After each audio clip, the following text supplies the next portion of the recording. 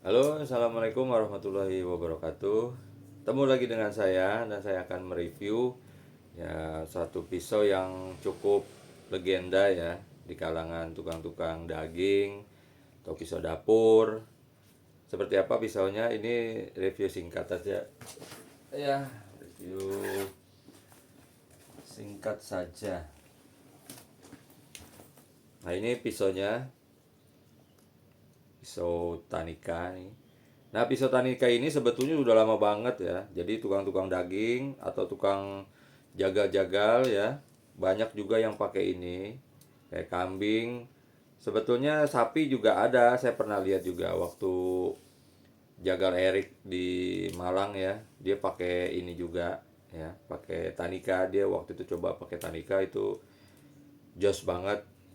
Nah, ini pisaunya. Ini pisau sebetulnya pisau legenda banget nih ya.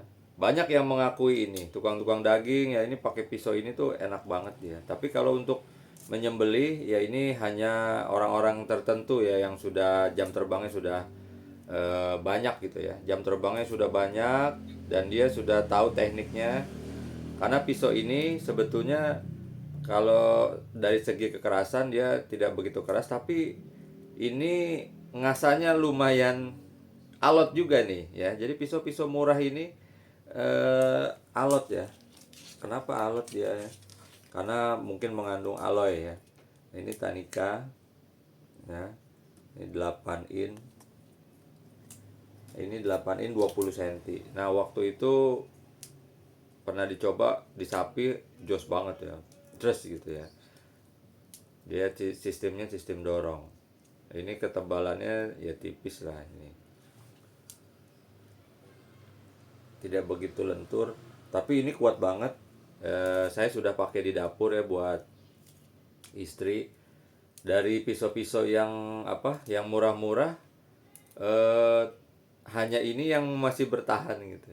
Jadi dari gompal, dari dia biasanya istri kan wah cok, kalau enggak dia apa di batu apa cobek gitu ya, tapi ini masih kuat gitu. Ini ya makanya ini banyak disukai tukang daging ya, tukang-tukang jagal yang di pelosok-pelosok tuh. Saya waktu itu pernah ke Kuningan ya, daerah Kuningan Cirebon ya. Tukang jagal pakai ini gitu loh. Maksudnya saya lihat tukang daging, tukang jagal pakai ini gitu. Itu waktu tahun 2000-an ya. Tahun 2000-an loh itu, belum ada Juleha sama sekali itu. Saya lihat tukang daging di pasar tuh banyak pakai ini loh, gagang merah, gagang merah. Saya tanya apa gitu, nggak taunya Tanika. Dan waktu itu mereka sempat merahasiakan ya, dulu zaman-zaman itu mereka merahasiakan sampai waktu saya pengen beli ini dengan harga 200.000 atau 300.000 gitu ya. Saya bilang, oh mahal sekali ya. Di tahun segitu ya, di tahun 2000-an gitu.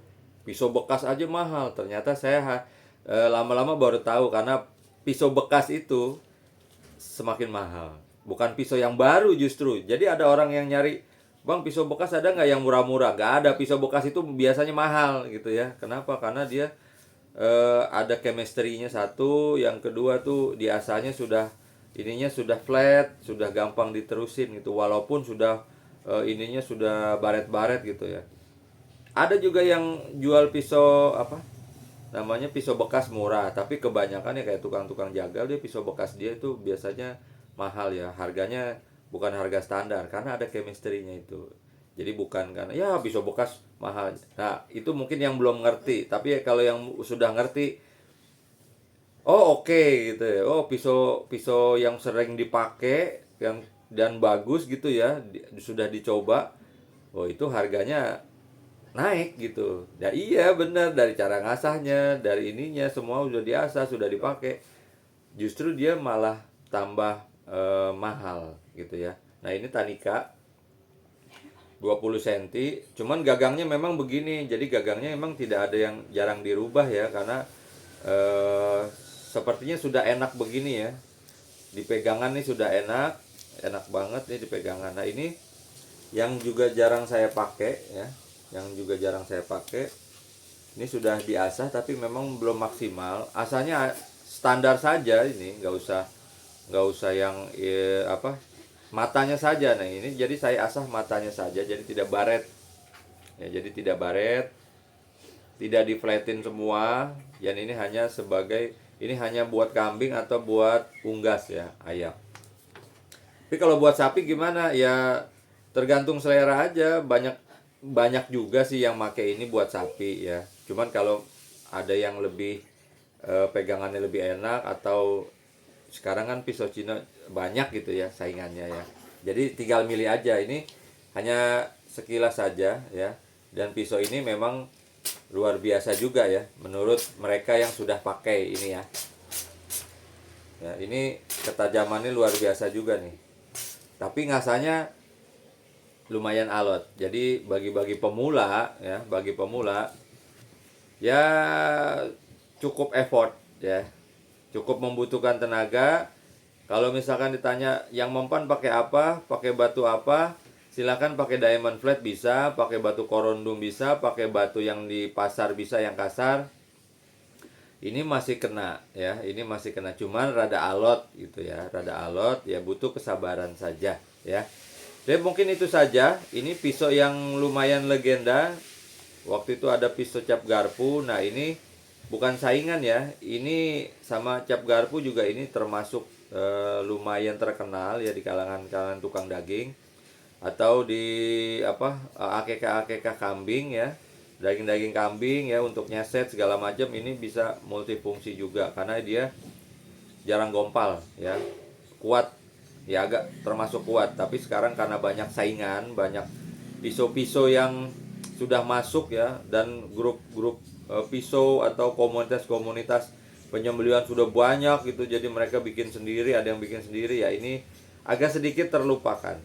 Tapi saya hanya mengingatkan saja, ini masih ada pisau yang dari dulu sampai sekarang masih dipakai ya di pasar-pasar tukang daging atau di penyembelihan. Oke, itu saja. Kalau pengen nyoba ya silakan, harganya masih di bawah 100.000. Silakan rasakan sendiri ketajaman atau ngasahnya gimana. Silakan yang sudah pakai, silakan di komentar. Sekian dari saya, kurang lebihnya mohon maaf. Silakan ditambahkan kalau ada kekurangan. Wassalamualaikum warahmatullahi wabarakatuh.